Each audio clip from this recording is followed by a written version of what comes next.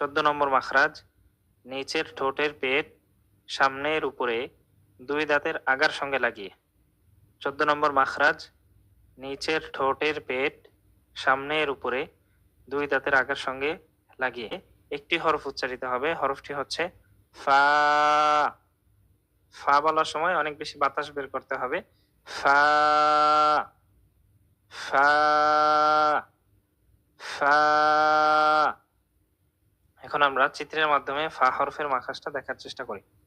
এখানে আমরা দুইটা চিত্র দেখতে পাচ্ছি। সাধারণত আমরা এতদিন যে মাখরাজগুলো পড়েছিলাম প্রত্যেকটা মাখরাজে একটি করে চিত্র দেখেছি। আজকে 14 নম্বর মাখরাজের ফা হরফটা ভালোভাবে বোঝার জন্য আমরা এখানে দুইটা চিত্র নিয়ে এসেছি। এখানে প্রথম চিত্রে আমরা দেখতে পাচ্ছি আমাদের সামনের উপরের দাঁত নিচে ঠোঁটের সাথে লাগানো অবস্থায় আছে। সেম একই জিনিস এখানে পাশের আরেকটা চিত্রে দেখানো হয়েছে। এখানেও আমরা দেখতে পাচ্ছি আমাদের সামনের উপরের দাঁত নিচের ঠোঁটের সাথে লেগে আছে। আমাদের সামনের উপরের দাঁত কোথায় লেগেছে? নিচে ঠোঁটের পেটের সাথে লেগেছে। হ্যাঁ, এই যে এই অংশটুকু এখানে রেড কালারে মার্ক করা আছে, আমরা দেখতে পাচ্ছি।